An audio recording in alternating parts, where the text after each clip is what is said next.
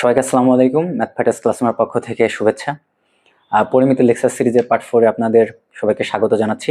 তো আজকে আমরা মেইনলি যেই টপিকগুলো নিয়ে পড়াশোনা করব সেটা হচ্ছে কোনো একটি আয়তক্ষেত্র, বর্গক্ষেত্র, সামান্তরিক, রম্বস, ট্রাপিজিয়াম ও সুষম বহুভুজ। মেইনলি আমরা এদের বিভিন্ন প্রপার্টি নিয়ে কথা বলবো, যেমন এদের ক্ষেত্রফল কি হতে পারে, এদের পরিসীমা বা যাদের কর্ণ আছে তাদের কর্ণ কি হতে পারে, এগুলো নিয়ে আমরা মেইনলি ডিসকাশন করব।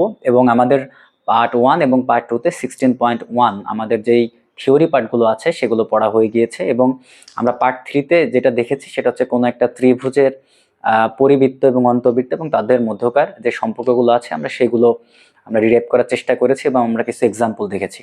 যদিও আমরা এখনো বইয়ের ম্যাথ করা শুরু করি নাই, তবে আমার ইচ্ছা আছে যে আমরা আগে থিওরিগুলো বুঝবো, এই 16.1 2 3 4, এবং এই চ্যাপ্টারটা এসএসসি তে তো খুবই গুরুত্বপূর্ণ। এর পাশাপাশি যারা জব প্রিপারেশন নিচ্ছেন এখান থেকে তো কোশ্চেন আসেই, এবং আজকেও আমরা দেখব যে আমাদের পড়া শেষে আমরা দুইটা কোশ্চেন সলভ করে দেখব ইনশাল্লাহ।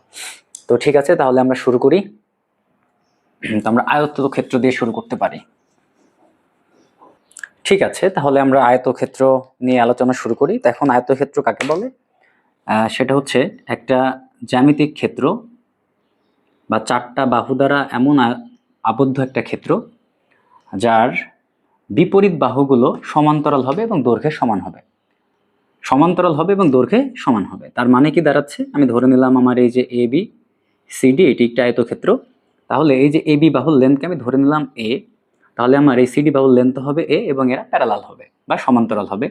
বিসি বাহুর লেন্থকে বা দৈর্ঘ্যকে ধরে নিলাম আমি বি, তাহলে এটা হবে এ বি।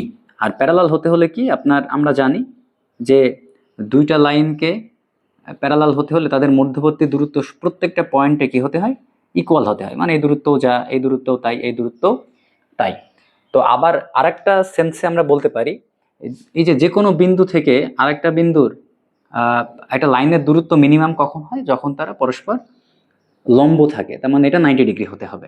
তার মানে এটাও কি হতে হবে? 90 ডিগ্রি হতে হবে। তো এরকম কন্ডিশন যখন মানবে তখন দুইটা সরলরেখা কিন্তু প্যারালাল হয়ে যায়, যেটা আমরা আগের লেকচারগুলোতে দেখে আসছি। তাহলে এই অ্যাঙ্গেলটাও 90 ডিগ্রি হয়, এটাও 90 ডিগ্রি হয়, এটাও 90 ডিগ্রি হয়, এটাও 90 ডিগ্রি হয়। তাহলে এবিসিডি হচ্ছে আমার একটা আয়তক্ষেত্র। এখন এই আয়তক্ষেত্রের আমরা এই যে এই এ কে আর সি কে আমরা বলি পরস্পর বিপরীত শীর্ষবিন্দু বা অপোজিট ভার্টেক্স। তো এই দুটা যখন আমরা যোগ করব তখন আমরা যেটা পাবো সেটা হচ্ছে এই যে এসি একটা লাইন পেলাম যাকে আমরা বলবো এটা ডায়াগোনাল বা কর্ণ। আবার একইভাবে যদি আমি বিডিটা যোগ করি তাহলে আমি এখানে আর একটা ডায়াগোনাল বা কর্ণ পাবো। এখন এই আয়তক্ষেত্রের জন্য এই এসি আর বিডি দুটা ইকুয়াল হয়, এটা খুব সহজেই আমরা প্রমাণ করে ফেলতে পারি।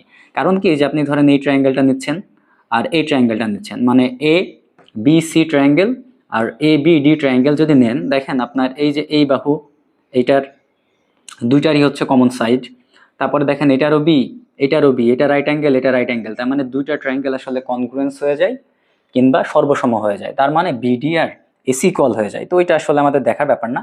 তো এখন আয়তক্ষেত্রের ক্ষেত্রফল নিয়ে আমরা কথা বলতে পারি। তো এখন দেখেন এই আয়তক্ষেত্রটা মেনলি দুইটা ত্রিভুজে কিন্তু ভাগ হয়ে গেছে। ধরেন আমি হচ্ছে মুছে দিলাম বিডিটা।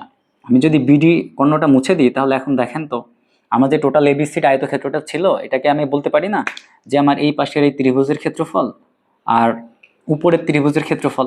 এখন দেখেন নিচের ত্রিভুজের ক্ষেত্রফল কি হবে? সেটা হবে হাফ এ গুণ বি। উপরের এই ত্রিভুজটার ক্ষেত্রফলও কি হবে? হাফ এ গুণ বি। তাহলে এই দুইটা ক্ষেত্র যোগ হয়ে তো আমার আয়তক্ষেত্র তৈরি করছে। তাহলে এ বি সি ডি আয়তক্ষেত্রের ক্ষেত্রফলটা কি হচ্ছে? এই আয়তক্ষেত্রের ক্ষেত্রফল হচ্ছে half A B plus half A B, মানে হচ্ছে এ বি। তার মানে কি দাঁড়ালো? আয়তক্ষেত্রের ক্ষেত্রফল দাঁড়ালো দৈর্ঘ্য গুণ প্রস্থ। এখন আয়তক্ষেত্রের আমরা ক্ষেত্রফল বুঝে গেলাম। তাহলে এখন আয়তক্ষেত্রের আমরা আরেকটা ব্যাপার আছে, সেটা হচ্ছে কর্ণ। ঠিক আছে, এখন আয়তক্ষেত্রের কর্ণ বা ডায়াগোনাল আমরা কেমনে পাবো? কর্ণ বা ডায়াগোনাল, তো সেটা পাওয়ার জন্য কর্ণ কাকে বললাম? আমরা এই এসি কে কর্ণ বললাম, অথবা আমরা বিডি কে কর্ণ বললাম, এবং আমরা বললাম এসি আর বিডি হচ্ছে ইকুয়াল। এখন দেখেন এটা তো একটা সমকোণী ত্রিভুজ। আমি যদি এই ত্রিভুজটা নিয়ে কথা বলি তাহলে এই সমকোণী ত্রিভুজে বোঝা যাচ্ছে এটা যদি সমকোণ, সমকোণের বিপরীত বাহুটা সব থেকে বড় বাহু বা অতিভুজ। আর এই যে এটাকে আমি ভূমি চিন্তা করতে পারি, এটাকে আমি লম্ব চিন্তা করতে পারি। তাহলে পিথাগোরাসের যদি ফর্মুলা অ্যাপ্লাই করে দিই তাহলে এখান থেকে আমার কর্ণের দৈর্ঘ্য বা এসি স্কোয়ার আমরা লিখতে পারি A B square plus BC square. সেখান থেকে আমরা লিখতে পারি এ বি এর ভ্যালু বসাই দিলাম আমি এ স্কোয়ার, বিসি এর ভ্যালু বি স্কোয়ার, আমার তো লাগবে এসি। তাহলে এসি কে যেহেতু লেন্থ নেগেটিভ হয় না, তাই স্কোয়ার রুট এ স্কোয়ার প্লাস বি স্কোয়ার। তার মানে কোনো একটা আয়তক্ষেত্রে কর্ণের দৈর্ঘ্য আমরা বের করে ফেললাম। তো এখন আমরা আরেকটা জিনিস দেখব, সেটা হচ্ছে কোনো একটা আয়তক্ষেত্রের পরিসীমাকে আমরা কিভাবে লিখতে পারি। তো পরিসীমা মানে আমরা প্রথম দিনই বলেছিলাম, পরিসীমা মানে কি করবেন, সেটা হচ্ছে কোনো একটা নির্দিষ্ট পয়েন্ট আপনি ধরা শুরু করলেন। আপনি ধরেন এই পয়েন্ট থেকে হাঁটা শুরু করলেন, এই যে আপনি হাঁটতে হাঁটতে হাঁটতে হাঁটতে এখানে আসলেন, মানে এ দূরত্ব গেলেন।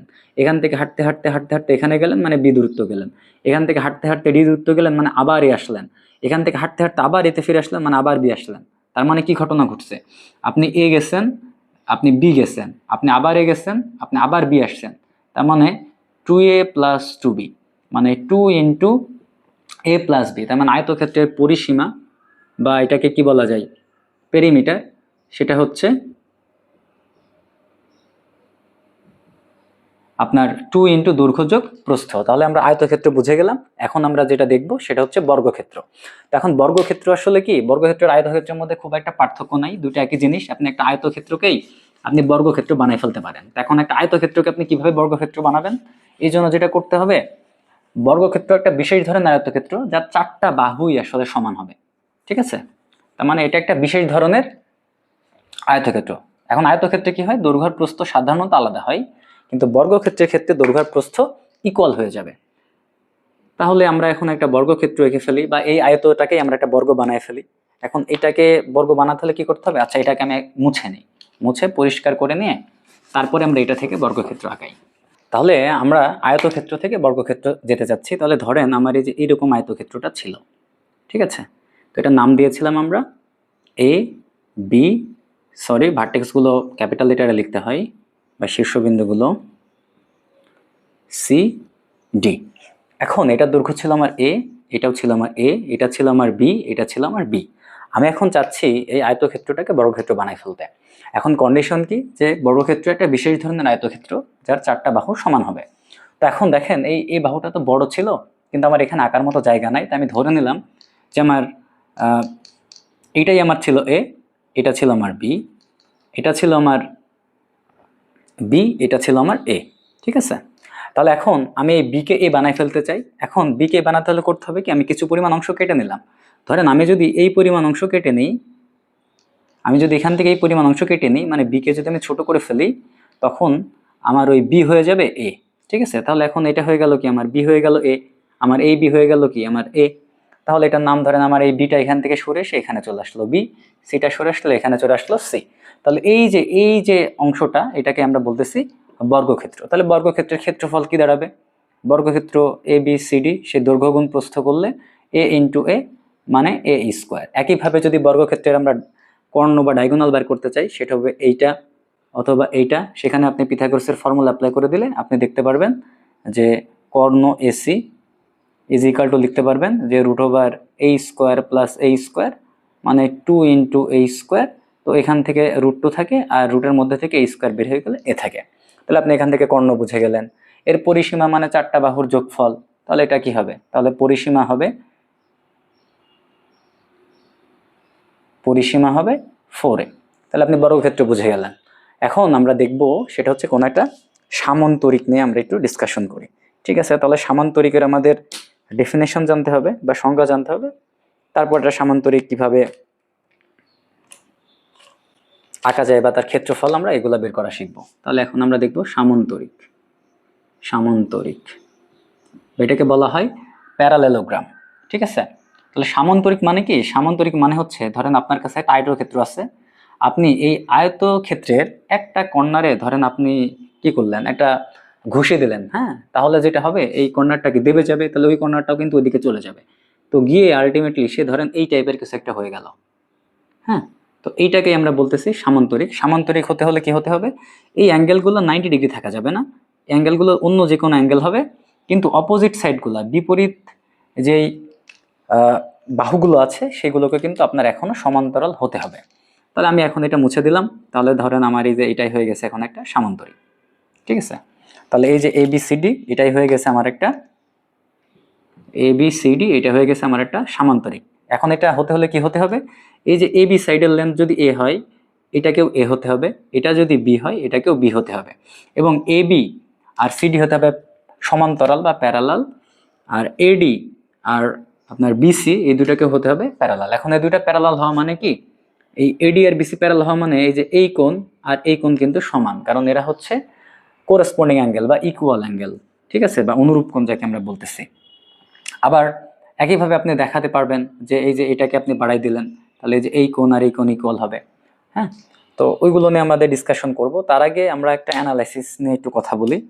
সেটা হচ্ছে কোন একটা ত্রিভুজের ক্ষেত্রফল নিয়ে আমরা একটা কথা বলি। ধরেন একটা ত্রিভুজ আছে এবিসি, ঠিক আছে, ধরেন এইটা হচ্ছে আমাদের একটা ত্রিভুজ এ বি সি। এখন এই ত্রিভুজের এই বিসি বাহুর দৈর্ঘ্যকে মনে করলাম ধরেন আমি বি, আর এর উচ্চতা এই যে এই শীর্ষবিন্দু থেকে বিপরীত বাহুর উপরে আমরা কি টানবো, একটা লম্ব টানবো, যেটা আমরা ফার্স্ট ক্লাসে দেখছিলাম, এটা নাম দিলাম ধরেন ডি। এই এডি সমান আমি ধরে নিলাম হচ্ছে আমার এইচ। তাহলে দেখেন এই ত্রিভুজের ক্ষেত্রফল হবে কি হাফ গুণ বি গুণ এইচ, এটা মানে ত্রিভুজ ক্ষেত্র এবিসি এর ক্ষেত্রফল। এটুকু তো আপনারা বুঝতে পারলেন, কারণ এটা আমাদের আগের পড়া, এটাকে আমি ধরে নিছি এইচ। এখন এটা কিভাবে করলাম, যে কোনো একটাকে আমরা ভূমি চিন্তা করব, তার অপোজিট বিন্দু শীর্ষবিন্দুতে চলে যাব, সেখান থেকে লম্ব টানবো, সেটাকে আমরা বলবো উচ্চতা। তার মানে ত্রিভুজের ভূমিও কিন্তু আমি তিনটা সাইডকে ধরতে পারি, সেখান থেকে তিন রকম উচ্চতা আসবে, কিন্তু যেহেতু জায়গা একটাই দখল করছে, তার মানে ত্রিভুজের ক্ষেত্রফল হবে একটাই। এখন এখান থেকে একটা মজার ব্যাপার আছে, ধরেন আপনি যদি ভূমিকে ফিক্সড রেখে দেন, ভূমিকে ফিক্সড রেখে দিলে তাহলে ত্রিভুজের ক্ষেত্রফল কি শুধুমাত্র উচ্চতার উপর নির্ভর করবে না? তার মানে উচ্চতা যদি চেঞ্জ হয় তাহলে কেবল কিন্তু ওই ত্রিভুজের ক্ষেত্রফলটা চেঞ্জ হবে, না হলে কিন্তু চেঞ্জ হবে না।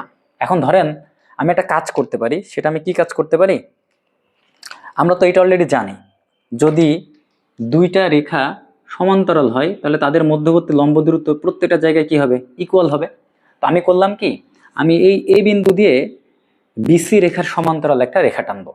এখন কথা হচ্ছে আপনি বি বিন্দু দিয়ে বিসি রেখার সমান্তরাল রেখা আপনি কি করে টানবেন, এটা টানতে হলে ধরেন আপনারা এটা কিন্তু জানেন, দুইটা রেখা যদি সমান্তরাল হয় তাহলে এটাকে যদি ছেদক হয় তাহলে এই কোণ আর এই কোণকে বলা হয় একান্তর কোণ, ঠিক আছে, আর এই কোণ আর এই কোণকে বলা হয় অনুরূপ কোণ। আলটিমেটলি এই চারটা কোণ ইকুয়াল হয়ে যায়, মানে এটা সমান এইটা, এটা সমান এইটা, তার মানে চারটা ইকুয়াল হয়ে যায় আর কি, কারণ এই যে এইটা আর এটা আবার ভার্টিক্যাল অপোজিট বা বিপরীত কোণ।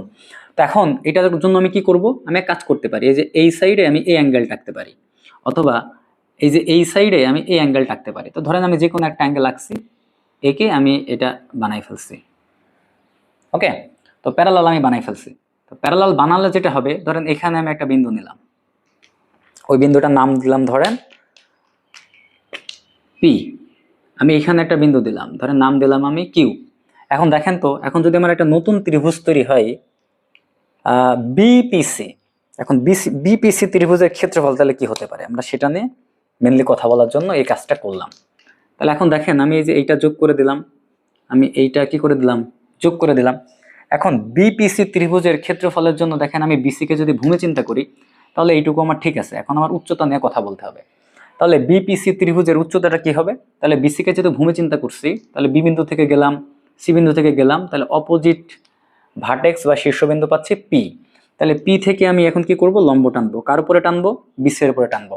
এখন দেখেন তো এই যে লম্বটা আর এই লম্বটার দৈর্ঘ্য কি সমান, কেন সমান, কারণ এই যে এটা আর এই যে পি এ কিউ লাইনটা আর বিসি লাইনটা কি প্যারালাল, আর যখন দুটো লাইন প্যারালাল হয় তাদের লম্ব দূরত্বগুলো সব জায়গায় কি হয়, সমান হয়। তার মানে এইটাও হয়ে যাবে আলটিমেটলি কত, এইচ। তার মানে আমি যদি এইটা ত্রিভুজ চিন্তা করি, এই ত্রিভুজের এই যে লম্ব টানলে এটাও হয়ে যাবে কত, এইচ। বা আমি যদি এখানে একটা নিই, তাও যদি আমি ত্রিভুজ আঁকি, ওই ত্রিভুজের লম্ব টানলে হয়ে যাবে কত, এইচ। তার মানে কি দাঁড়ালো, তার মানে দাঁড়ালো এই প্রত্যেকটা ত্রিভুজের ক্ষেত্রফলে কিন্তু সমান। তার মানে দাঁড়াচ্ছে কোনো একটা ত্রিভুজের যদি আমরা ভূমিকে ফিক্সড রাখি, ফিক্সড রাখার পরে তার অপোজিট শীর্ষবিন্দু যেটা আছে, ওই অপোজিট শীর্ষবিন্দু দিয়ে ভূমির সমান্তরাল যদি আমরা কোনো একটা রেখা টানি, এবং ওই ভূমির সমান্তরাল রেখার উপরে যদি যতগুলো আমরা বিন্দু নিব, ততগুলো বিন্দুকে এই এ আর সি বাদে, বি আর সি বাদে যদি আর একটা শীর্ষবিন্দু মনে করে ত্রিভুজ চিন্তা করি, তাহলে প্রত্যেকটা ত্রিভুজ ক্ষেত্রের ক্ষেত্রফল সমান হবে। এটাই আমার আসলে বলার জন্য এই কথাগুলো বলা। এখন এইটা আমরা এখানে কাজে লাগাতে পারবো, তো ওই জন্যই আর কি এই কথাটা বললাম। তাহলে এখন আমরা এটা কিভাবে কাজে লাগাতে পারি আমরা একটু দেখি। এখন ধরেন আমাকে বের করতে হবে কি এই সামান্তরিক ABCD এর ক্ষেত্রফল। এখন এই সামান্তরিকটাকে আমরা দুইটা ত্রিভুজে ভাগ করতে পারি। কি করে ভাগ করতে পারি, ধরেন আমি এই যে এটা ভাগ করলাম, তাহলে এইটাকে বলা হচ্ছে এই সামান্তরিকের একটা কর্ণ বা ডায়াগোনাল। আবার আমি যদি এই যে AC যোগ করে দিই তাহলে এটাও কিন্তু আরেকটা কর্ণ বা আরেকটা ডায়াগোনাল হইতো। এখন আমি যে বিডি যোগ করলাম, এই বিডি এই সামান্তরিকটাকে সমান দুইটা ত্রিভুজের ক্ষেত্রফলে ভাগ করে। তার মানে আমি বলতে চাচ্ছি আমার এই যে এ বি ডি এই ত্রিভুজটা আর বি ডি সি এই দুইটা ত্রিভুজ হচ্ছে সর্বসম বা কনগ্রুয়েন্স। এখন এটা আমি কি করে দেখাইতে পারি? আপনি তো অবশ্যই দেখাইতে পারবেন। দেখেন বিডি আপনার কমন সাইড, এই যে এই ত্রিভুজে এ আছে, এই ত্রিভুজেও এ আছে, এই ত্রিভুজে বি আছে, এই ত্রিভুজেও বি আছে। আমরা জানি দুইটা ত্রিভুজের যদি তিনটা বাহুই মিলে যায় তখন ত্রিভুজ দুইটা সর্বসম বা কনগ্রুয়েন্ট হয়। তার মানে তাদের সকল প্রপার্টি সেম হয়ে যায়। তাহলে এইটুকু আমরা বুঝে ফেললাম। তাহলে এখন ধরেন আমরা একটা কাজ করি, আমার দেওয়া আছে কি এই সামান্তরিকের এই এ বি আর সিডি এই দুইটা সাইডের যে এই দুইটা তো প্যারালাল সাইড বা সমান্তরাল সাইড, এদের মধ্যবর্তী দূরত্বটা দেওয়া আছে, সেটা ধরে নিলাম। ধরেন এই যে এইচ, এটা নাম দিলাম ডি, এটা হচ্ছে এইচ। তাহলে দেখেন তো আপনি এখান থেকেও যদি পারপেন্ডিকুলার টানেন, এটা নাম দিলাম ধরেন আমি ই, তাহলে বি ইটাও কি এইচ হবে না? কেন এইচ হবে? মাত্র পড়ে আসলাম, কারণ এই যে এই দুইটাই প্যারালাল লাইন আর তাদের মধ্যবর্তী লম্ব দূরত্ব সব জায়গায় কি হবে? ইকুয়াল হবে। তাহলে আমি এইটার ক্ষেত্রফলকে লিখতে পারি ত্রিভুজ ক্ষেত্র এ বিডি এর ক্ষেত্রফল যোগ ত্রিভুজ ক্ষেত্র বিডিসি এর ক্ষেত্রফল, বিডিসি এর ক্ষেত্রফল। এখন দেখেন এ বিডি এর ক্ষেত্রফল কি লিখতে পারেন? হাফ গুণ আমি ভূমি চিন্তা করলাম কাকে? এ কে বা এ বি কে। উচ্চতা চিন্তা করলাম কাকে? আপনার এটার নাম তো ডি যেহেতু ছিল, এটার নাম অন্য কিছু একটা দিই, এটার নাম ধরেন দিলাম আমি কিউ, ডি কিউ কে। তাহলে ডি কিউ এর ভ্যালু কত? এইচ। আবার আমি যদি বিডিসি ত্রিভুজ চিন্তা করি, তাহলে এই ত্রিভুজের জন্য আমার ভূমি কোনটা? এই যে আমার এ, তাহলে হাফ গুণ এ গুণ এটার জন্য উচ্চতা কোনটা? বিই, মানে কত? এইচ। তাহলে দেখেন হাফ আর হাফ মিলে কি হয়ে যায়? এক হয়ে যায়। তখন আলটিমেটলি আমি পাইলাম এ গুণ এইচ। তো কনভেনশনালে যেটা করা হয়, এইটাকে এ না ধরে এটাকে আর কি আপনার বি ধরা হয়, আর এইটাকে মেবি এ ধরা হয়। হ্যাঁ, তাহলে এটা ধরেন বি, ভূমিকে বি ধরা হয় আর এটাকে এ ধরা হয়। তাহলে এটা আলটিমেটলি কি হয়ে যাবে? এই যে বি গুণ এইচ। তার মানে কি দাঁড়ালো? কোনো একটা সামান্তরিকের যদি ভূমির দৈর্ঘ্য হয় বি এবং এই দুইটা ভূমির মধ্যে, কারণ এটাকে আপনি ভূমি হিসেবে চিন্তা করতে পারেন, এই এ বি আর সিডি রেখার সমান্তরাল রেখা দুইটার মধ্যবর্তী দূরত্ব যদি হয় এইচ, তাহলে সামান্তরিকের ক্ষেত্রফল হবে বি গুণ এইচ। এটা একটা উপায় গেল। এখন আর একটা উপায় আমরা সামান্তরিকের ক্ষেত্রফল বের করতে পারি। তো সেই জন্য আমাদের আর একটা চিত্র আঁকতে হবে এবং সেখান থেকে দেখতে হবে। তো এইটুকু আপনারা একটা স্ক্রিনশট নিয়ে নিতে পারেন অথবা টেনে দেখে নিতে পারেন। তাহলে আমি এইটুকু মুছে দিয়ে আমি আরেকটু সামনে আগাই। আচ্ছা, তো এখন আমরা আগে যে ক্ষেত্রফলটা বের করলাম তখন দেওয়া ছিল কি আমাদের এই ভূমির দৈর্ঘ্যটা দেওয়া ছিল, আর এই যে এই এবি আর সিডি সাইডের মধ্যে প্যারালাল যেই দুটা সাইড এদের মধ্যবর্তী দূরত্বটা দেওয়া ছিল বা এই উচ্চতাটা দেওয়া ছিল, তখন আমরা বের করছিলাম। এখন ধরেন আপনাকে বলা আছে যে এই যে এটা হচ্ছে কি একটা প্যারালালোগ্রাম, এই প্যারালালোগ্রামে ধরেন এই যে এসি, এই আপনার ডায়াগোনালটা বা এসি এর দৈর্ঘ্য দেওয়া আছে, ধরেন এসি এর দৈর্ঘ্য দেওয়া আছে সাপোজ ডি, ঠিক আছে? এবং এই ডি বিন্দু থেকে এসি এর উপর একটা লম্ব দূরত্ব দেওয়া আছে, ধরেন এই বিন্দুটা মনে করলাম ই, এই লম্ব দূরত্ব মনে করেন দেওয়া আছে হচ্ছে এইচ। তখন আপনাকে বলতে পারে যে এর ক্ষেত্রফল কত, এই সামান্তরিকটার ক্ষেত্রফল। এখন অলরেডি কিন্তু আমরা বুঝে ফেলছি যে সামান্তরিকে যে ডায়াগোনালি হোক না কেন তারা হইতেছে টোটাল ক্ষেত্রকে সমান দুই ভাগে ভাগ করে। তার মানে দেখেন এই দুইটা ত্রিভুজ মিলে সামান্তরিক তৈরি হয়ে গেছে। ত্রিভুজ দুইটা কি কি?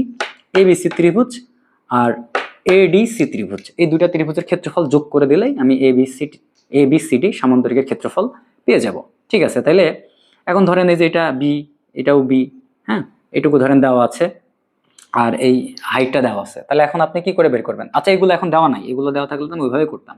এখন দেওয়া আছে হচ্ছে আপনার এই কর্ণের দৈর্ঘ্য দেওয়া আছে আর এই উচ্চতা দেওয়া আছে, যে ডি বিন্দু থেকে এই এসি কর্ণের উপরে লম্ব দূরত্ব সেটা হচ্ছে এইচ দেওয়া আছে। তাহলে এখন এটা খুবই সিম্পল, সেটা হচ্ছে আপনি কি করবেন যে আমার সামান্তরিক এ বি সি ডি এর ক্ষেত্রফল আপনি লিখতে পারবেন ত্রিভুজ ক্ষেত্র হচ্ছে আপনার এই যে এ ডিসি যোগ ত্রিভুজ ক্ষেত্র এবিসি। এখন এডিসি আর এবিসি যেহেতু সর্বসম, এটা খুব সহজে আপনি প্রমাণ করতে পারেন বা জানেনই, তাহলে আপনি একবার এটা লিখে দিতে পারেন। তার মানে এবিসি কে আপনি রিপ্লেস করে কি লিখতে পারেন? এটাকে রিপ্লেস করে আপনি লিখতে পারেন এডিসি। তার মানে এডিসি যোগ এডিসি মানে কি দুইটা এডিসি, তার মানে আপনি এটাকে লিখতে পারেন এডিসি ইন্টু টু। তাহলে এখন টু ইন্টু এডিসি এর ক্ষেত্রফল কি হবে? এডিসি এর আমি ভূমি চিন্তা করছি এসি কে, তো এসি এর দৈর্ঘ্য দেওয়া আছে কত আমার ডি, তাহলে ডি ইন্টু আর এটার উচ্চতা এই যে বিপরীত শীর্ষবিন্দু ডি, ডি থেকে লম্ব দূরত্ব নিলাম ডিই, এটার ভ্যালু কত দেওয়া আছে? এইচ। আর ত্রিভুজ ক্ষেত্রের ক্ষেত্রফল ফর্মুলা কি? হাফ ইন্টু, তাহলে এখানে একটা কত আছে? হাফ আছে। তাহলে এই হাফ কাটা, তার মানে ডি ইন্টু এইচ। তার মানে বুঝলাম কোন একটা সামান্তরিকের যদি কোনো একটা কর্ণের দৈর্ঘ্য দেওয়া থাকে এবং এইটা অথবা এইটা যে কোনো বিপরীত শীর্ষবিন্দু থেকে যদি উচ্চতা দেওয়া থাকে, তখন ওই সামান্তরিকের ক্ষেত্রফল হবে হাফ গুণ কর্ণের দৈর্ঘ্য ইন্টু ওই শীর্ষবিন্দু থেকে কর্ণের উপর লম্ব দূরত্ব। আচ্ছা, এখন এই যে এইটার এটা কিন্তু ইকুয়াল হবে, কারণ দুটো কনগ্রুয়েন্ট ট্রায়াঙ্গেল। ঠিক আছে, তো ঠিক আছে, আমরা এটাও বুঝে গেলাম। তো এখন আমরা যেটা দেখব সেটা হচ্ছে রম্বস। হ্যাঁ, আচ্ছা, তো রম্বস কি? রম্বস হচ্ছে আপনার একটা বিশেষ ধরনের বর্গক্ষেত্র। কিন্তু একটা বর্গক্ষেত্র যদি আমরা একটা ঘুষি দিই একইভাবে কোনো একটা মাথায়, তখন সেটা রম্বস হয়ে যায়। হ্যাঁ, তো ধরেন এই যে বর্গক্ষেত্রের এই বরাবর আপনি একটা ঘুষি দিলেন, তখন এটাই হয়ে যাবে একটা রম্বস। তার মানে রম্বস হচ্ছে একটা বিশেষ ধরনের বর্গক্ষেত্র, আপনি বিশেষ ধরনের সামান্তরিকও বলতে পারেন, যার চারটা সাইড কি হবে? ইকুয়াল হবে। তার মানে এটা এ, এটাও এ, এটাও এ, এটাও এ, আর এই যে এই অ্যাঙ্গেলটা আর এই অ্যাঙ্গেলটা ইকুয়াল হবে, এই অ্যাঙ্গেলটা এই অ্যাঙ্গেলটা ইকুয়াল হবে। ঠিক আছে, কিন্তু এইটার এটা কখনো ইকুয়াল হবে না। যেমন সামান্তরিকের ক্ষেত্রেও এইটার এটা ইকুয়াল হবে, কিন্তু এইটার এটা ইকুয়াল হবে না। এটা যদি সূক্ষ্মকোণ হয় তাহলে এরা স্থূলকোণ হবে। তো ওখানেও একই কথা। তো তাহলে এখন এই রম্বসের আমরা কি করে এরিয়া বের করতে পারি সেটা নিয়ে আমরা একটু আলোচনা করতে পারি। কিন্তু রম্বসের ক্ষেত্রে একটা স্পেশাল ঘটনা ঘটে। হ্যাঁ, তো স্পেশাল ঘটনাটা কি? সেটা হচ্ছে এই রম্বসের যে দুইটা আপনার কর্ণ আছে, এই কর্ণগুলা ওরা লম্বভাবে সমদ্বিখণ্ডিত হয়। মানে ধরেন এ বি সি ডি, এই আমার হচ্ছে আমার সে রম্বসটা। এটাও এ ধরলাম, এটাও এ ধরলাম, এটাও এ ধরলাম, এটাও আমি কি ধরলাম? এ ধরলাম। তো এখন এখানে যেটা হয়, তাহলে এর দুইটা কর্ণ আছে, কর্ণ দুইটা আমরা এঁকে ফেলি। এর এই যে একটা আমার এসি কর্ণ, আর একটা হচ্ছে আমার বিডি কর্ণ। তো আমার এসি কর্ণকে ধরেন আমি ধরলাম D1, আর বিডি কর্ণকে ধরলাম ধরেন আমি D2, মানে দৈর্ঘ্যকে। তো এখানে যেটা হয়, এই যে এইটা হয় এই রম্বসের মিড পয়েন্ট। যদিও গ্রাফটা আসলে রম্বসের হয় নাই, এটা অনেকটা হওয়া উচিত ছিল আপনার এইরকম।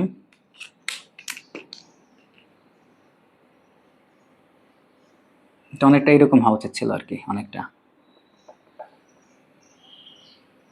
হ্যাঁ, তো এই যে এই পয়েন্টটার নাম ধরেন দিলাম ও। তো এখন আমাদের দেখাতে হবে এই যে এটা যদি আমার D1 হয়, তাহলে এই যে এই অংশটুকু D1/2, এই অংশটুকু D1/2, এইটুকু আমার AO/2, এইটুকু আমার AO/2। তার মানে রম্বসের ক্ষেত্রে যেটা হয় সেটা হচ্ছে OA = OC = হবে আমার D2/2, OB = OD হবে আমার D1/2, এবং এই অ্যাঙ্গেলটা 90 ডিগ্রি হবে, এটা 90 ডিগ্রি হবে, এটা 90 ডিগ্রি হবে, এটা 90 ডিগ্রি হবে। এবং এটাও আপনি প্রমাণ করে ফেলতে পারবেন চাইলেই। আচ্ছা, এখন দেখেন আমরা এই রম্বস নিয়ে তো আমরা কথা বললাম। আমরা কি বললাম? রম্বসের এই যে কর্ণ দুটো আছে এরা লম্বভাবে সমদ্বিখণ্ডিত হয়। তাহলে এই ব্যাপারটা আমরা একটু আগে দেখে নিই, কারণ এটা আমরা না দেখেই মুখস্থ করে নিই। তাহলে এটা আমরা বোঝার চেষ্টা করি যে এটা আমরা কিভাবে দেখাতে পারি। তাহলে আমরা এই যে এখানে আমরা একটা রম্বস এঁকে নিচ্ছি।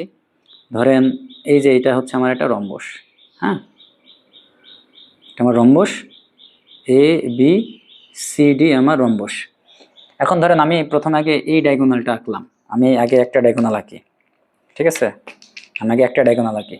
ধরেন আমার এই যে এইটা হচ্ছে আমার 1 নম্বর ডায়াগোনাল। এখন দেখেন রম্বসের এই যে অপোজিট সাইডগুলোর লেন্থ তো ইকুয়াল, এবং এরা কি হয়? প্যারালাল হয়। এটা তো আপনি জানেন। তাহলে এইটা যদি প্যারালাল হয়, তাহলে দেখেন তো এটা জেড তৈরি করছে না? এটা যদি জেড তৈরি করে, তাহলে এই কোণের নাম দিলাম ধরেন 1 নম্বর কোণ।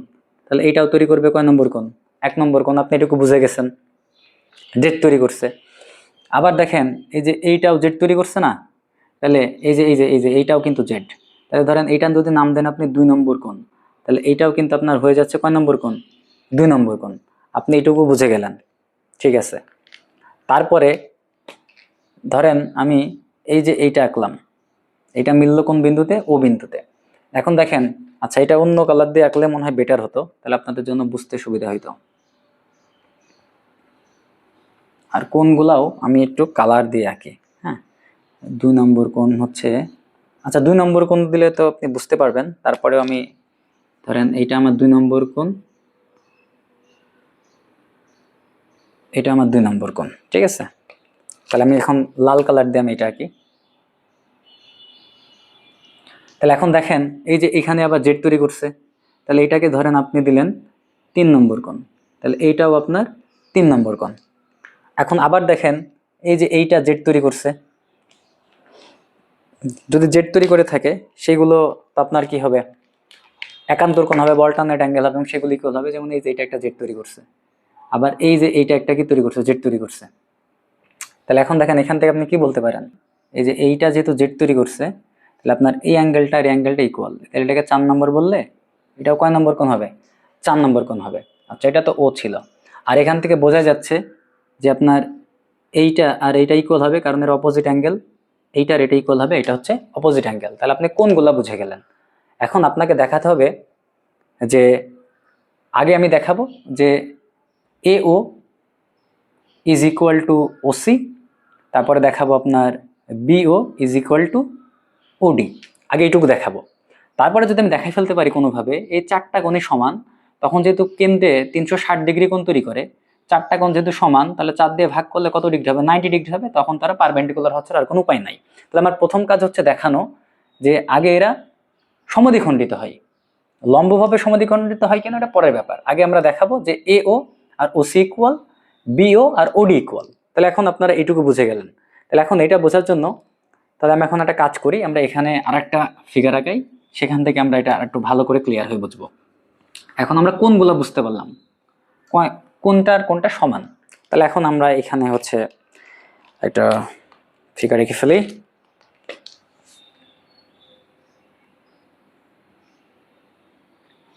এ বি সি ডি, এটা এ, এটাও আমার এ, এটাও আমার এ, এটাও আমার এ।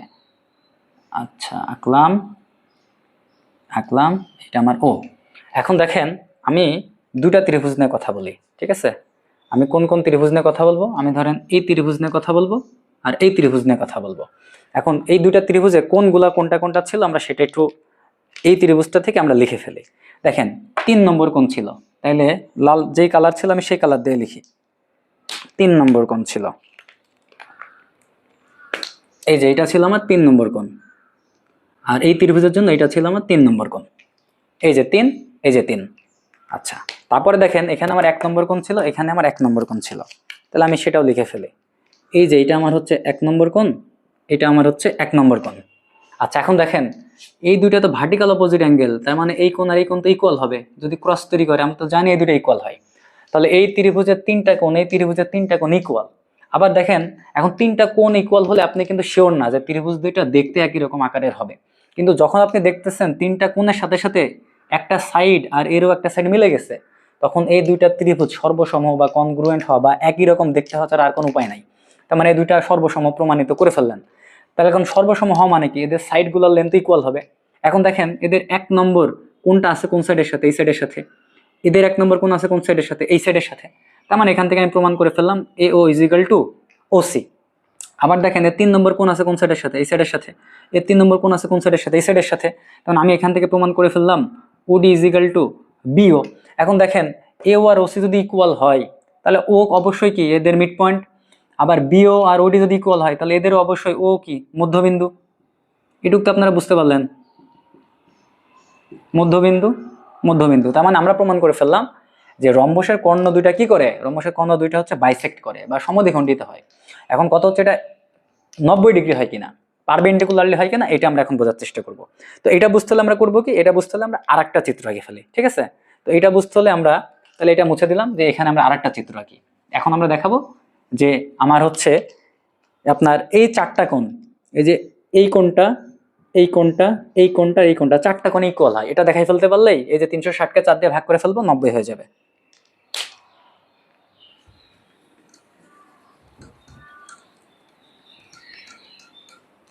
তাহলে এখন আমরা ওইটা নিয়ে একটু কথাবার্তা বলি, সেটা হচ্ছে আমরা আরেকটা তাহলে রম্বস আঁকাই ফেলি, ঠিক আছে?